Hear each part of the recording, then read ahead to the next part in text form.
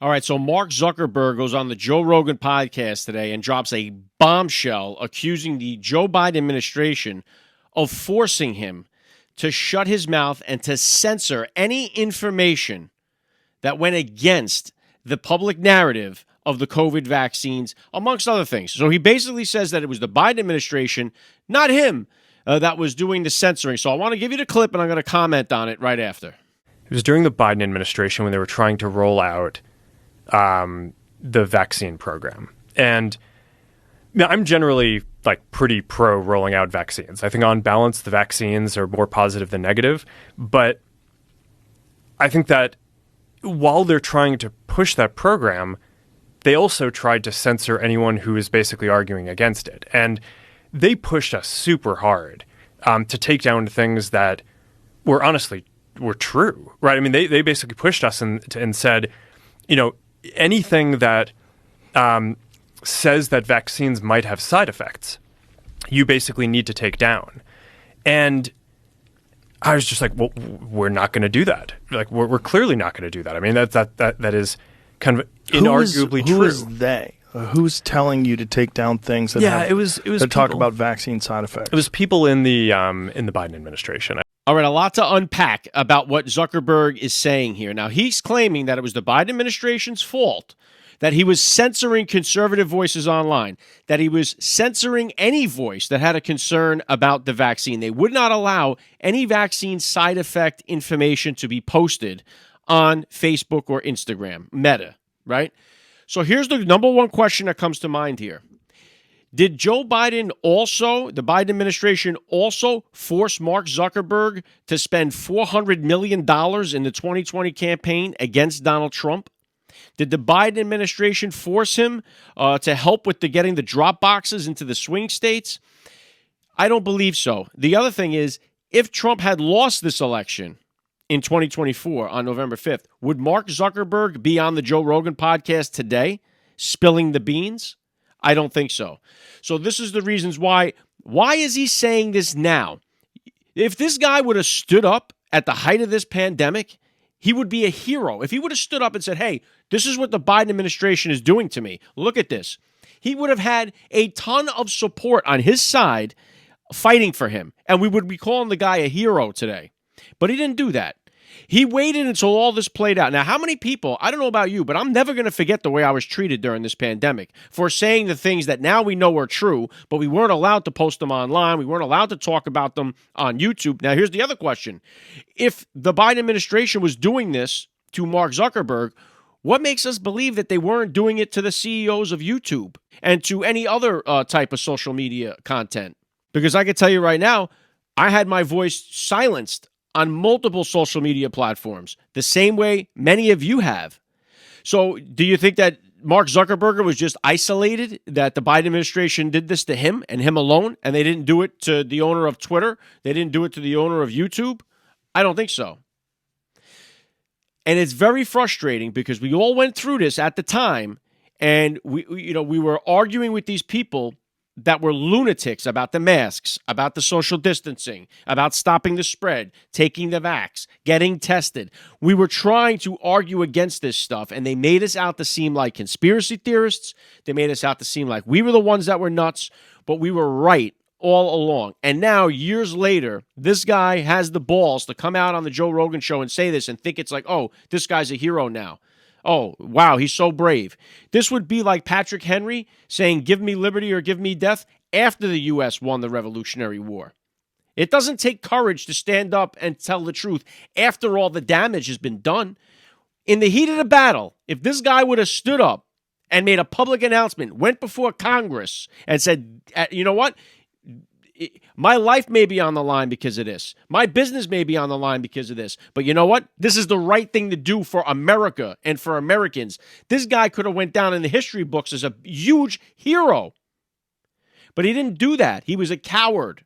He did not do that. He took the money and he banned President Donald Trump from Meta, from Facebook, from Instagram. He banned the president from his account. And he's blaming it all now on the Biden administration. Well, they made me do it. This is the typical brat who gets caught with his hand in the cookie jar and says, my brother made me do it.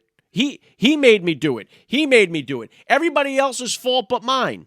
He accepts no accountability for what he caused. How many people lost hundreds of thousands of dollars of revenue or more because their videos were banned on Facebook or Instagram?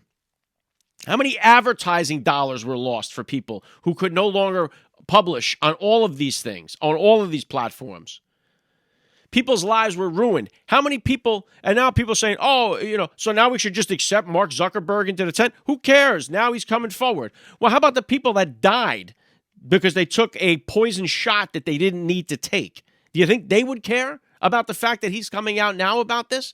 Lives were destroyed and ruined forever. There's so many people today that regret taking the poison shot and wish the hell they didn't. They got all kinds of health problems, or even if it's not them, it's one of their loved ones that's got all kinds of health problems now today because of this. But you weren't allowed to put any information out to warn people about side effects, about possibilities, right? How many interviews I had done with Dr. Robert Malone, Dr. Peter McCullough, and many others that were sounding the alarm on this stuff. But your voice was silenced. And now that Trump won the election and he destroyed everybody that's out there, I mean, he beat these people so badly that now Mark Zuckerberg is like, oh, you know what, guys? You know what? Yeah, I like community notes. I like telling the truth. I like having free speech. I'm on board with you guys. Give me a MAGA hat. I'm in the club now. Well, where the hell were you?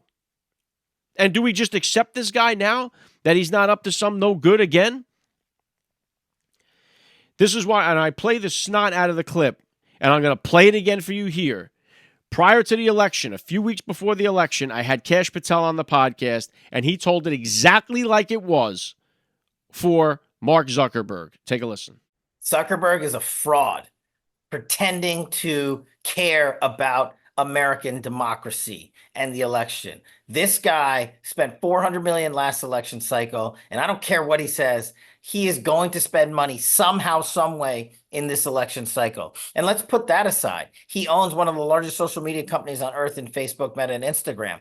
I didn't hear the CEO and owner, Mark Zuckerberg, come out and say, I guarantee you my companies will not participate in censorship at the behest of the FBI or anyone else in the federal government, like we did in the last two elections, like we did with Hunter Biden's laptop, like we did with the 51 Intel letter. He could have said that, but he didn't, because he wants it to happen.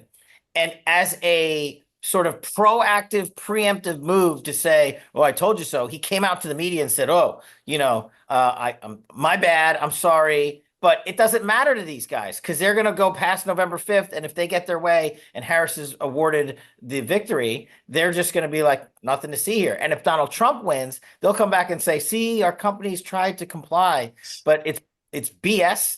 And Zuckerberg is the biggest fraud in big business. Mark Zuckerberg is a fraud, and I don't trust that guy as far as I can throw him. I'm sorry. I understand that right now everyone's trying to suck up to President Donald Trump. The damage this guy did was so severe, okay? This was the godfather of censorship online. Facebook at the time was the #1 social media platform in the world, right? And now, all of a sudden, he wants to claim like, oh, the Biden administration, they forced me. They blackmailed me into doing this. I didn't want to do it. And I didn't believe in it. He's trying to act as if like he wasn't on board with this entire thing. If that's the case, you're just admitting to being a coward. I mean, it pisses me off because of what we were persecuted because of this. We were treated like the lowest people on the planet. You're killing your grandma. You're a threat to everybody in your family. You have no consideration. How many virtue signals? I mean, you can remember the aggravation that we went through during the pandemic because of these people. And we weren't allowed to have our voices heard because people like this Mark Zuckerberg shut it down.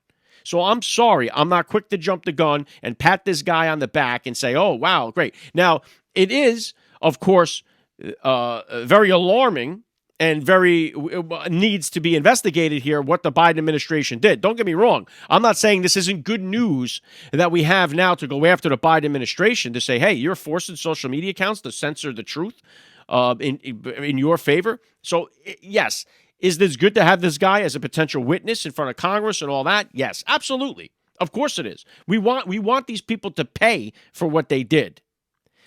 This doesn't get this guy off the hook because this guy could have saved lives by speaking out and telling the truth when it really mattered. But he waits until all the smoke clears to see which side of the fence I'm going to play this on, because you know damn well that if Kamala Harris had won that election, he would not be on Joe Rogan today telling you about this. Not in a million years. And so what about all these other social media apps? How many of them were told by the Biden administration to shut your mouth and censor conservatives and censor anybody that questioned the vax? And don't forget what Mark Zuckerberg did too, promoting the Russia theory. Also promoting, going against all the January 6ers. Also against the stolen election of 2020. All of these things. So did the Biden administration make him do all of it? Is that what he's saying here? Or is it just this one issue? Mark Zuckerberg, do you trust him? Yes or no? What say you? Put it in a comment down below. Have a good weekend. You're listening to the Alec Show. The future is family.